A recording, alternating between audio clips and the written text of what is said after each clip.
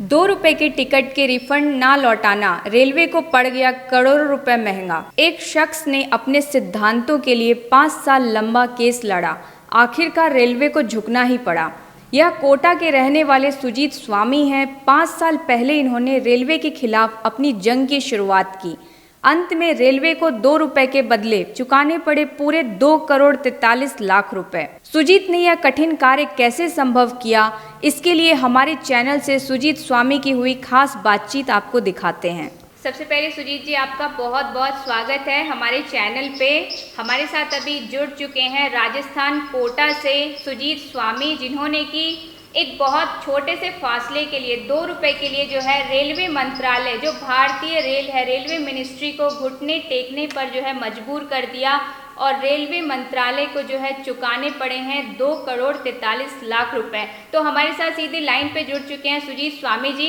आपका बहुत बहुत स्वागत है हमारे चैनल पे और सबसे पहले आपको बहुत बहुत बधाई है कि आपने 5 साल की इतनी बड़ी लड़ाई लड़ी। हम पहले थोड़ा आपका इंट्रोडक्शन जानना चाहेंगे, क्या है बैकग्राउंड, कैसे आपने ये फाइट किया?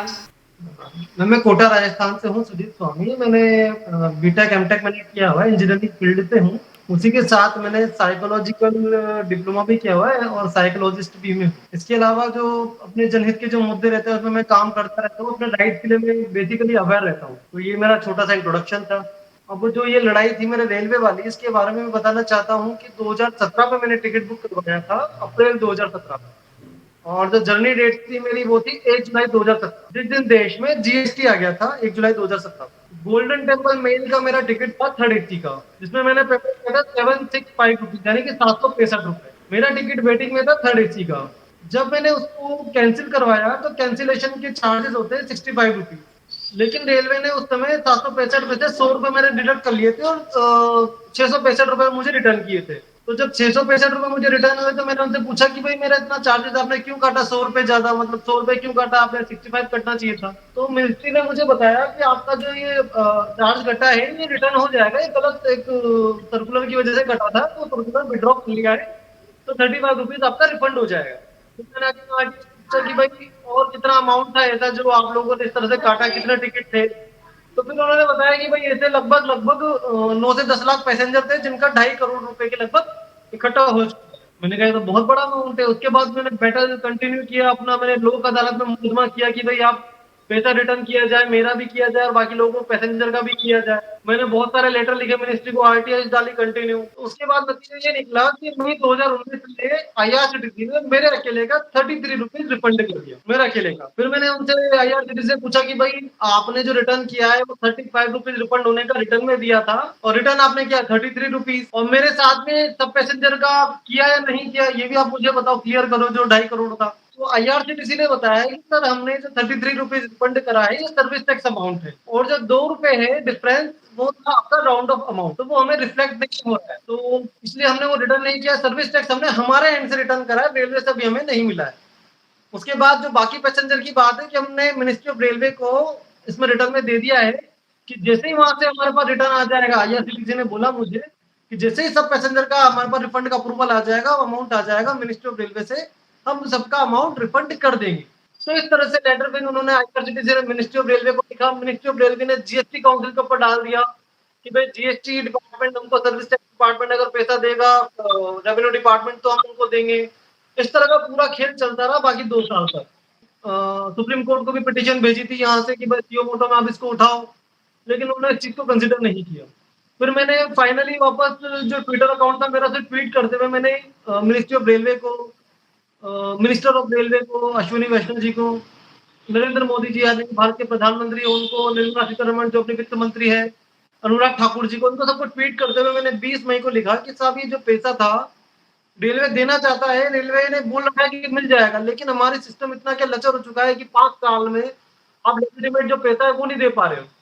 इस तरह के मैंने 7 दिन तक कंटिन्यू ट्वीट किए। फिर फाइनली 27 मई को आईआरसीटीसी का ऑफिशियल से मेरे को फोन आ जाता है कि सर आपका जो रिफंड का अमाउंट है 2 रुपए वो अप्रूव हो गया है। फिर मैंने cancel cheque, bank account number, IFC code, जो भी वॉट एवर डिटेल्स होती है नेसेसरी वो मैंने सब प्रोवाइड कराई।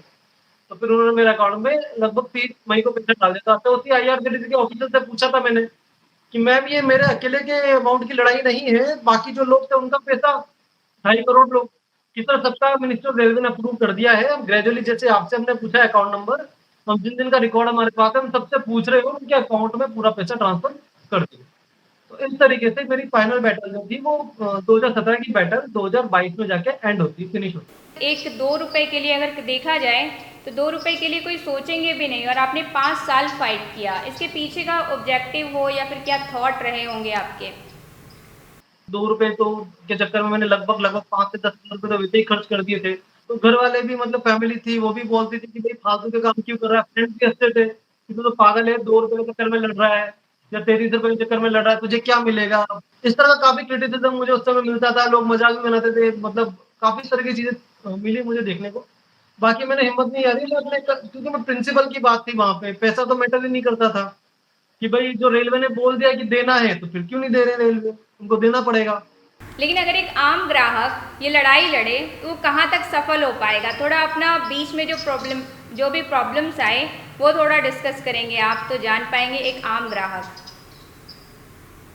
प्रोग्रेस मैम एक्चुअली क्या है कि जैसे मैं वकील के लोक अदालत में मैंने जब लगाया था मुकदमा, तो वहां भी मुझे थोड़ा सा पहले तो एक्सेप्ट कर लिया केस उन्होंने, फिर बाद में वही चीजें आगे जब रेलवे का रिप्लाई आया था, उनका रिप्लाई बड़ा शॉकिंग था। उन्होंने बोला कि ये तो सिर्फ मतलब पब्लिसिटी के लिए कर रहा है और इसके ऊपर मानहानि का मुकदमा चलना चाहिए कि उन्होंने रेलवे को बदनाम किया है। उल्टे उन्होंने एक्सेप्ट करने की जगह कि पैसा तो रेलवे ये देगा नहीं देगा, रेलवे डिपार्टमेंट, उन्होंने मुझे टारगेट कर लिया रिप्लाई के अंदर। ये बड़ा शॉकिंग था, कहीं से भी मुझे कोई सपोर्ट नहीं मिला। हाँ, लोक अदालत में जिन्होंने मेरा केस किया था वो बंदे अच्छे थे, रोहित राजावती नाम था उनका। उन्होंने काफ़ी सपोर्ट किया था, उन्होंने मुझे जो मेरे पैसे थे वो भी उन्होंने उनकी फीस वो बिल्कुल उन्होंने डिनाई कर दी थी, मैं फीस नहीं लूँगा जब कोटा लोक अदालत में लगाया था। लेकिन फिर मुझे मतलब मेरे माइंड में ऐसे बैठे-बैठे ख़्याल आया कि यार चलो ट्विटर अकाउंट मेरे पास है, ट्वीट करते रहते हैं तो क्यों ना हम जो ब्यूरोक्रेट थे, क्या पता मिनिस्टर को पता ही नहीं है उस मैटर में। तो फिर मैंने जो मिनिस्टर ऑफ रेलवे है और बड़े-बड़े जो अपने आदरणीय प्रधानमंत्री जी हैं उनको टैग करते हुए लिखा।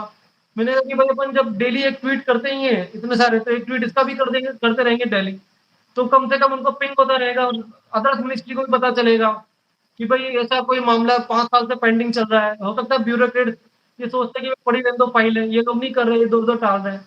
तो इस चीज़ का मुझे बेनिफिट मिला कि जो प्रधानमंत्री जी को मैंने टैग किया या निर्मला सीतारमण जी को टैग किया, अनुराग ठाकुर जी को टैग किया, जब जाके उसका इम्पैक्ट 7 दिन के अंदर मुझे देखने को मिल गया। अपना जो केस है वो आपने खुद से लड़ा या फिर कोई और एडवोकेट हायर किया आपने? नहीं मैम, आरटीज वगैरह जो थी वो सब मैंने खुद, मैं एडवोकेट नहीं था उस समय, मेरी एलएलबी अभी चल रही है, कंप्लीट पूरी नहीं हुई है, मतलब 1-2 पेपर बचा हुआ है। और जो था एडवोकेट मैंने हायर किया था, हालांकि पीआईएल वगैरह मैंने ड्राफ्टिंग मैंने खुद ने करी थी सब। लेकिन चूंकि मैं बहुत सारे दूसरे काम में भी इंगेज रहता हूँ तो मैं आर्ग्यूमेंट करने नहीं जा सका, तो हमारे रोहित राजा थे, उन्होंने मेरा केस फाइट।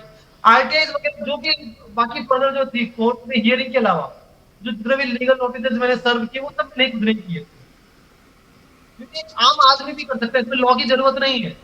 हमने वो ओ माय गॉड पिक्चर देखी थी, उसमें वो कांजीराम था, वो बिल्कुल आम आदमी था, वो भी अपना केस प्रेजेंट कर सकता है। हमारे एक सीनियर है, मैंने इंजीनियरिंग किया हुआ, हमारे एक सीनियर है शैलेंद्र जैन, वो एक सिर्फ सिंपल बीटेक एमटेक है, वो हाई कोर्ट में जाके अपने केस खुद लड़ते हैं।